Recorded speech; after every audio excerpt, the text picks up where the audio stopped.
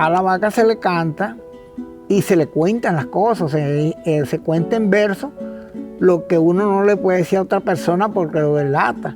Entonces la vaca no va a delatar a uno, entonces uno canta, ya sea porque tuvo un buen enamoramiento en una fiesta con una muchacha y no la veo más nunca, entonces uno en verso, cantándole a la vaca, expresa ese sentimiento que estuvo, esa anécdota. Si bien eso de cantar no era un trabajo, era más bien un privilegio, que te dejaran cantar. Entonces, claro, el tema de la música, el tema de la danza, el tema de ser coplero, el tema tiene mucho que ver todavía con esa relación mágica, sagrada, ritual que tiene el chamán.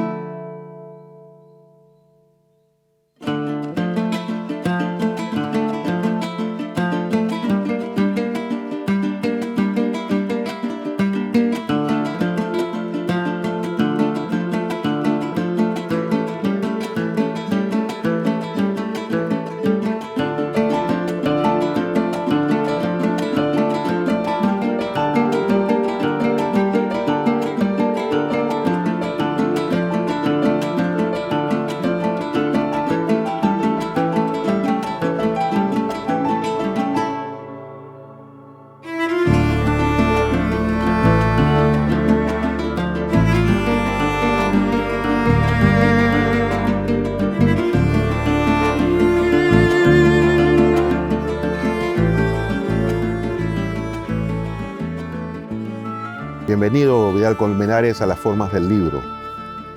Nosotros hacemos un recorrido por todas nuestras formas literarias y mucho tienes que ver tú en esta parte del libro, que es el libro oral, el libro que se transporta prácticamente con los cantos, ¿no? Gracias, hermano, por esta invitación. Raúl, te doy las gracias por haberme invitado a compartir contigo, con el pueblo, con la gente, este momento que yo sé que, no, y aquí puede llegar. Vamos a hablar y vamos a conversar y vamos a cantar también. Eso espero. Vamos a hacer de todo un poquito. De todo un poco, porque todo esto tiene que ver con las formas que vamos a tratar y que tiene que ver mucho con ese pueblo adentro, ¿no? Con ese pueblo que muchas veces se invisibiliza, porque las ciudades, el país pareciera ser que es una ciudad, ¿no? Y la verdad es que es mucho más variado, es mucho más diverso de lo que la gente piensa, ¿no? Por ejemplo, los cantos de ordeño. Es algo en la que tú has tenido una incursión invaluable prácticamente, ¿no? Porque has trabajado en ello. ¿Cómo fue esa incursión en el canto de ordeño? Mira, Raúl, yo creo que el canto de ordeño nació conmigo como de una vez que yo salí del vientre de mi madre, ese canto nació conmigo.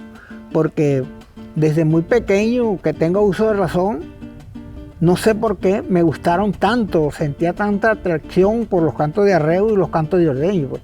Me parecía una cosa fenomenal, lo más bonito, lo más sublime, lo más sentimental de donde se podía transmitir las cosas más bellas. Pues. Bueno, y a eso se fue sembrando en mí y siempre lo fui cultivando. Y cuando era ordeñador, le cantaba a las vacas. Si andaba trabajando en la sabana, porque aprendía a montar caballos en el llano, andaba de cabrestero siempre, le cantaba, eran cantos de cabrestero. Bueno, entonces todo eso, yo creo que todo eso se va sembrando en uno porque es la alegría a veces, la tristeza muchas veces cuando uno ve que donde estaba un rebaño lo mudaron, un hato, una fundación se acabó, la familia se dividió, se mudaron, se fueron y aquello se acabó. Entonces uno pasa por los sitios o los ranchos que se llaman y uno le da como una nostalgia. Bueno, una vez aquí era tal cosa, habían corrales, había ya lo que cae son ruinas, se hacían parrandas, ya ahí quedó el sitio. Todo eso lo va uno como recogiendo en el corazón y el pensamiento. Y porque eso uno lo ve como trabajo. Es decir, eso es un trabajo, pero cuando empiezan a cantar, ya el canto como que transforma ese trabajo, ¿verdad? Es decir, si es para ustedes, es trabajo, es alegría. ¿Qué combinaciones hay en esta actividad? Yo diría que en vez de un trabajo, es como un complemento para hacer las cosas. Porque uno va a ordeñar la vaca, sí es el trabajo, ordeñar la vaca, tender becerro, es un trabajo.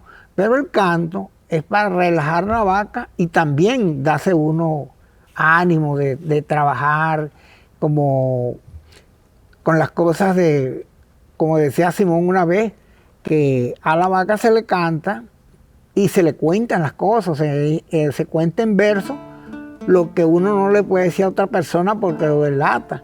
Entonces la vaca no va a delatar a uno, entonces uno canta, ya sea porque tuvo un buen enamoramiento en una fiesta con una muchacha y no la veo más nunca, entonces uno en verso, cantándole a la vaca, expresa ese sentimiento que estuvo, esa anécdota, ya sea que cualquier cosa que haya pasado en la vida, la expresa a través de su canto. Por eso el canto es todo lo más para relajar el cuerpo y dar más oportunidad para seguir adelante. Es como quien dice el cura, el confesionario, sí, ¿no? Y como eso no va a decir nada, la vaca no va a delatar a uno. Muy bien, extraordinario. ¿Qué verso recuerdas tú que le hayas cantado a uno en la parte de ordeño y que hoy te rememora, por ejemplo? Por lo menos. Lucerito, lucerito, lucedor de la mañana, préstame tu claridad para alumbrarle los pasos a mi amante que se va. Lucerito, lucerito. Extraordinario, ¿no? Además, son cantos ya populares, ¿no? Sí. La gente, algo que es muy íntimo terminó siendo popular, ¿no? ¿Cómo ve esa relación ustedes que lo hacen como algo íntimo y al final termina siendo muy conocidos por todos? Bueno, una de las cosas es que en el ordeño es una necesidad cantarle en el ordeño a las vacas, ¿verdad? Porque inclusive las cosas modernas les tienen música grabada donde se está ordeñando para que las vacas se relajen, para que se sientan más tranquilas y den más leche. Entonces es una cosa que es como una terapia para el animal también. Lo es para la persona, pero también eso llega al animal. El trato que tú le das a la vaca, le vas cantando, le vas pasando la mano, ella se va relajando, da más leche y se tranquiliza, pues si está nerviosa, se tranquiliza. Entonces, se va mezclando entre el animal y la persona para trabajar y para hacer las cosas más cotidianas. Tú sabes que cuentan los expertos en esta área del canto, porque está el de ordeño, está el de que van con el cabrestero y que trabajan, pero siempre van cantando. Generalmente en otros países el canto se hace una vez que han terminado la jornada. En el caso nuestro, de nuestras tierras, se hace mientras se está trabajando. Mientras se hace la jornada. Inclusive los cantos de pilandera, que tú sabes, eso también lo hacen mucho en el oriente del país. Es cuando están pilando, que están con las manos de pilón, que están, ahí están haciendo su canto. Eso es muy particular de nosotros. Sí. Es el único caso que hay, o digamos, se conoce de esta jornada, porque La verdad es que tuvimos unos becerros, unas vacas cimarronas realmente, ¿no? Eran muy rebeldes y por esas razones que hay que cantarle, Hay ¿no? que cantar el ganado, hay que, por lo menos el ganado cuando se está arriando, los arreos que eran larguísimos, que eran días y días, por lo menos los ganados cuando salían de Apure que venían hacia Caracas, pues, pero que entraban por los que venían por Guárico,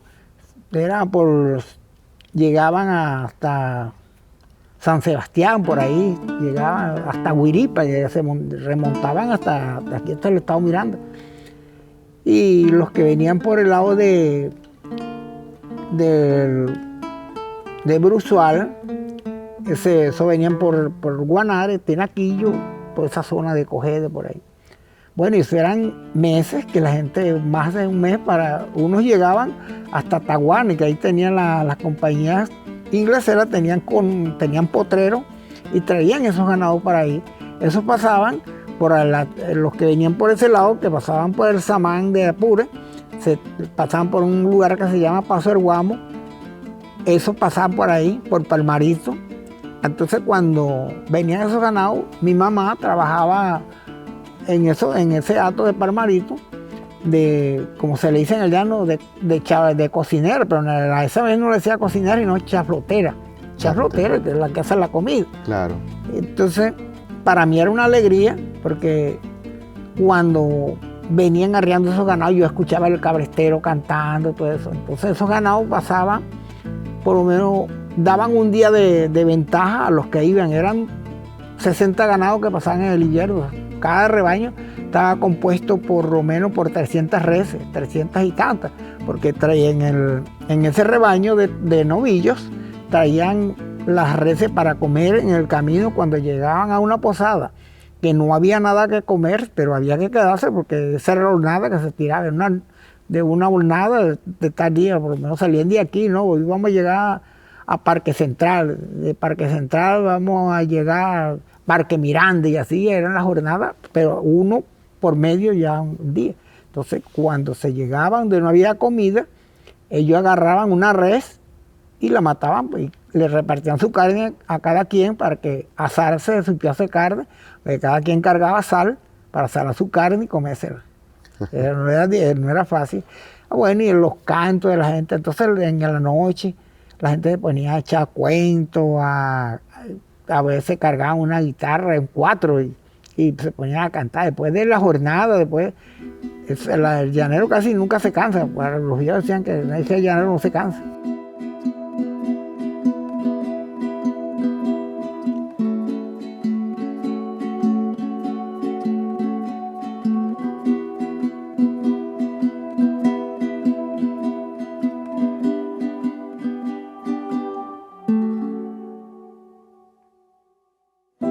Mis dos abuelas y mis dos abuelos son llaneros. Dos de San Fernando de Apure, uno de Zaraza y la otra de Valle de la Pascua. Y yo tuve, digamos, el privilegio de criarme. Yo nací en Caracas, en Chacao, pero me crié en Calabozo. Desde muy temprano hasta muchacho bien avanzado estuve viviendo en Calabozo. Y bueno, mi papá es cantador de música llanera. Y digamos que la fiesta del joropo, la música y toda la cultura que tiene que ver con la llaneridad ha sido parte, digamos, de mi constitución como persona. Entonces el joropo llanero es, digamos, la música que ha acompañado mi vida desde el nacimiento, ¿no? En el ámbito comunitario, la práctica, vamos a llamarla artística para poder entenderla, se entiende de otra forma, porque está más vinculada a la ritualidad y a lo sagrado de la vida dentro de la cosmovisión de lo comunitario. Y bueno, la cultura llanera es una cultura comunitaria, por eso está al margen, de alguna manera al margen de la sociedad. Y por eso tiene sentido en su propio entorno, ¿no es cierto? Ese joropo que nosotros conocemos, que es mediático, etcétera, es un joropo tamizado por los medios de comunicación, por el proyecto del Ideal Nacional de los años 50, el proyecto de Estado-Nación. y esa necesidad de la burguesía en el poder de hacerse de una especie de identidad para ser reconocida en el concierto de las naciones. Pero eso dista mucho del joropo que se hace hoy en día también en las comunidades que han preservado su modo de vida comunitario. Si bien eso de cantar no era un trabajo, era más bien un privilegio, que te dejaran cantar. Al maestro Vidal, por ejemplo, no lo dejaban cantar, porque era un muchacho que no tenía, digamos, todavía, entre comillas, las cualidades para cantar con los que estaban cantando en las fiestas a las que él asistía. Porque tiene que ver con esa lógica de reconocimiento de la propia dignidad del que es más apto para la actividad. Entonces, claro, el tema de la música, el tema de la danza, el tema de ser coplero, el tema tiene mucho que ver todavía con esa relación mágica, sagrada, ritual que tiene el chamán.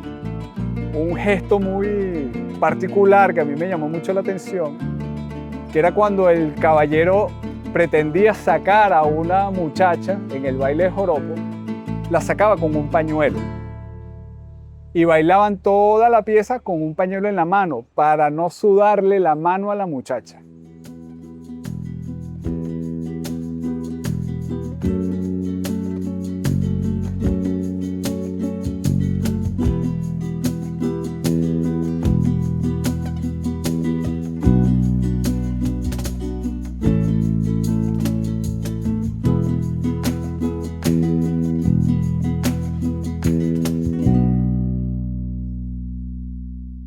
Mira, Vidal, ¿y había algún referente, alguien que tú quisieras ser como alguien de pequeño, ¿no? De niño? Si bien tú dices que desde el vientre ya tú te sentías con el canto, pero ¿hay algún referente que quería ser como alguien?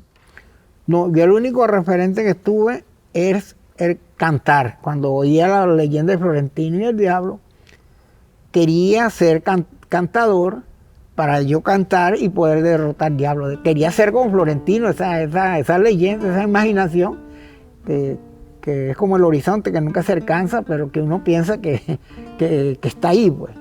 Y uno pues creía anteriormente, yo cuando era niño, fehacientemente creía y que eso había sucedido, pues, que había cantado Florentino con el diablo y lo había derrotado.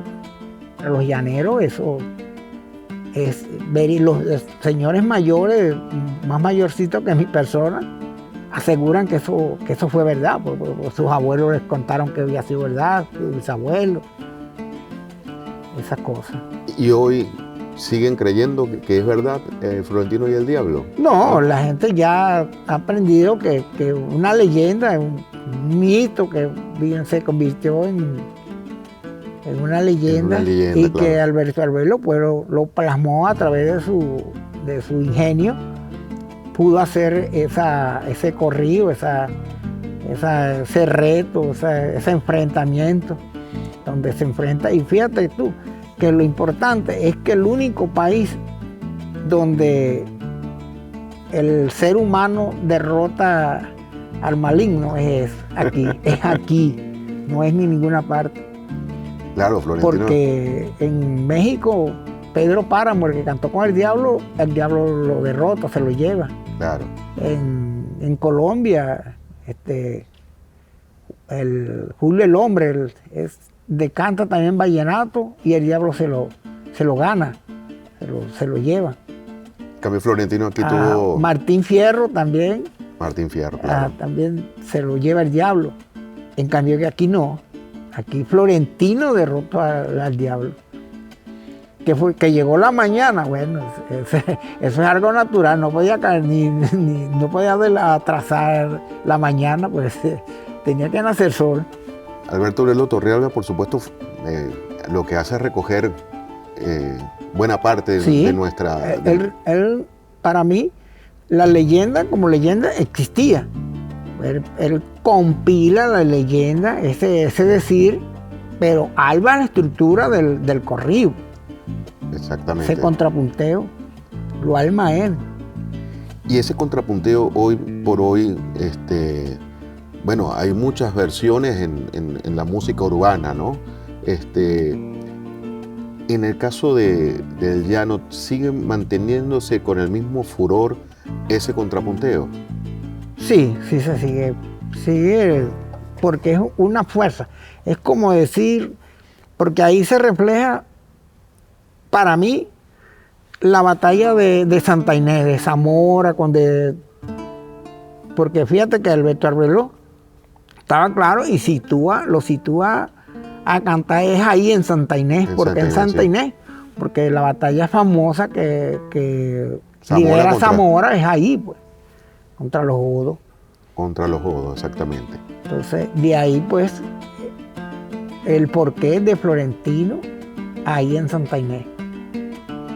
Todas esas pensamientos, esas leyendas, esa formación cultural que tenemos nosotros, siempre tiene la razón del triunfo y está en función de las batallas que hizo Simón Bolívar, que llevó a cabo buena parte de nuestros pueblos ancestrales, ¿no? Sí, claro.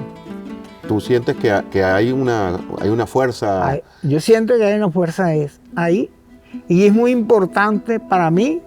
Florentino es muy importante, más en estos momentos difíciles. Yo creo que debiera hacerle más auge porque ahí es donde se ve que sí tenemos garra para luchar contra el maligno, ese poder avasallador que cada día trata de acorralarnos, que trata de minimizarnos más.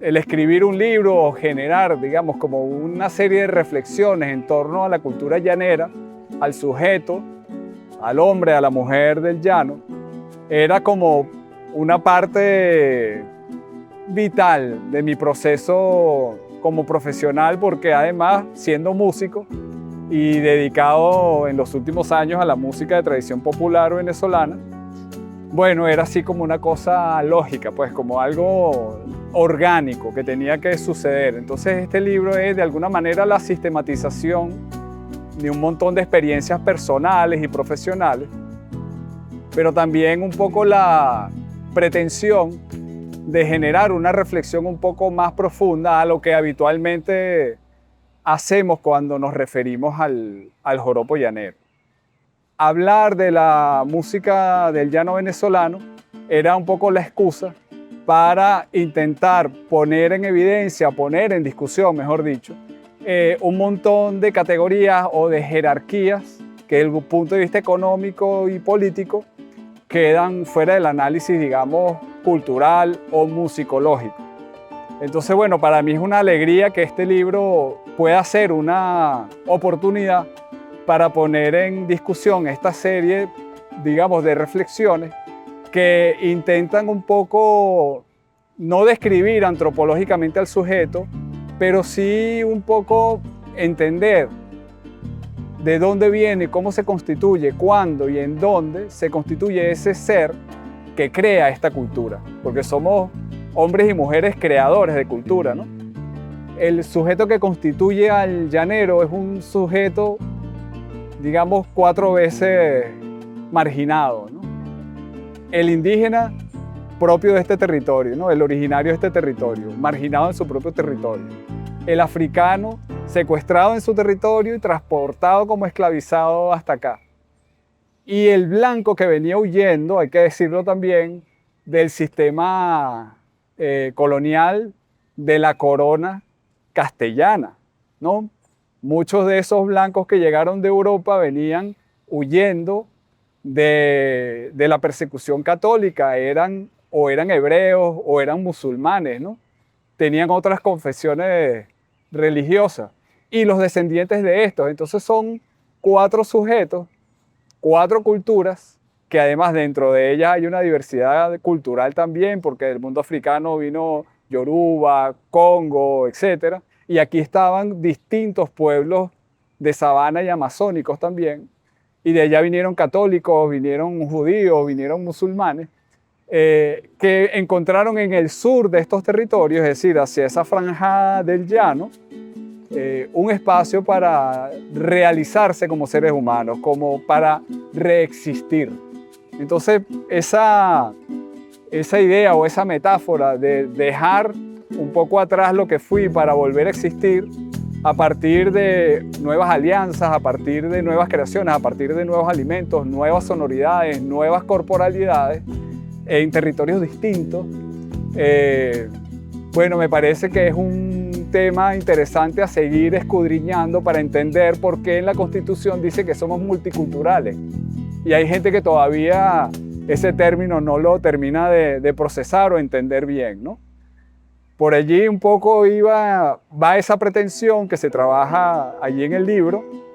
Obviamente, además de trabajar los aspectos, vamos a decir, más tecnológicos desde el punto de vista musical, y de revisar también qué pasó en el siglo XX con el joropo. Entonces, bueno, decidimos hacer, digamos, como un estudio de campo en un circuito que es Jacarigua, Papelón, Guanare, y allí nos encontramos con 9 maestras y maestros del joropo, entre los cuales estuvo el maestro Vidal Colmenares, con el que estamos compartiendo esta conversa.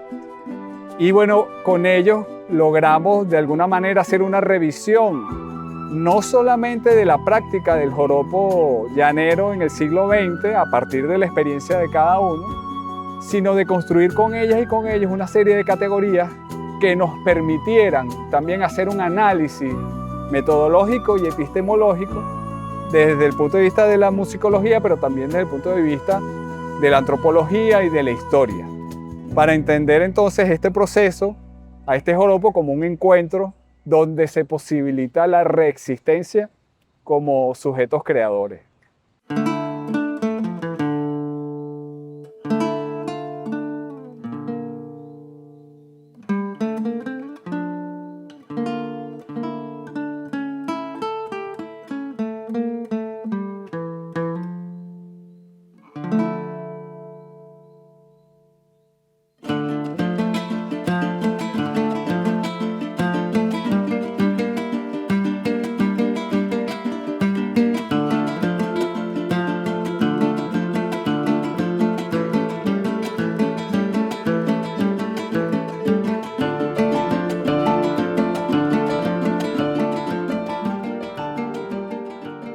Yo creo que es a través de los cantos, la educación que se imparta en las escuelas, que la cultura no se quede estancada, sino que se dé a conocer más.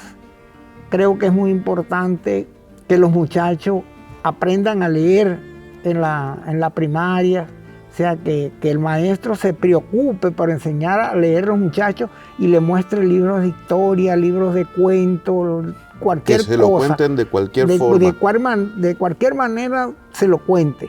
Cantando inclusive. Cantando y enseñando el por qué es que tenemos que querer a ese patrimonio cultural. Pero que no se le deje todo al maestro, ni el maestro le deje todo al padre. Sí. Tiene que ser compartido todo. Todo, como decía una frase, ¿no? Que todo un pueblo es quien educa a los hijos. Sí. O sea, no se educan solos, se educa todo, con todo el pueblo. Y como dice el dicho, una mano lava la otra y las dos lavan la cara. Así es, así es. Gracias, Vidal, por este momento que nos compartes con nosotros sobre tu vida. ¿Algún canto para finalizar? Bueno, vamos a hacerle un canto de arreo. Tú sabes, los cantos de arreo, ambos son sentimentales. El de las vacas, pero las vacas es más alegre porque tú le estás cantando a un amor que está vigente o está ausente, ahí está presente en el momento. Y el de cabrestero es cuando tú despides al rebaño, cuando tú lo vas arreando, y entonces ahí en ese rebaño van los madrineros que tú compartiste con ellos, porque trayendo ganado cachilapo, cimarrones, arrebatándoselos a ellos los llevan hacia el corral y uno le habla al madrinero, uno lleva la red y entonces cuando el ganado uno pone adelante los madrineros del ganado mañoso, entonces el ganado va detrás de él y cuando llega al corral tú lo gritas, madrinero, afuera, madrinero, afuera. Los madrineros se salen del corral inmediatamente, pero ya el ganado está ahí. Entonces cuando se llega, entonces el dueño, porque el dueño no es el que está siempre con madrinero, el dueño lo que es dueño, más quien trabaja con los madrineros son los obreros que trabajan en el hato, los llaneros. Entonces cuando se llevan esos madrineros, le toca que cantarle y se le dice, agila, agila, novillo, por la huella del cabrestero, que te llevan para Caracas a cambiarte por dinero. Ay, ay.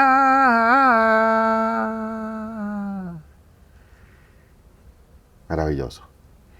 Gracias, Vidal.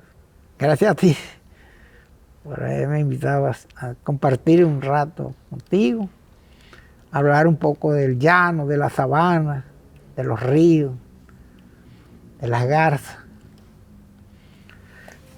Gracias.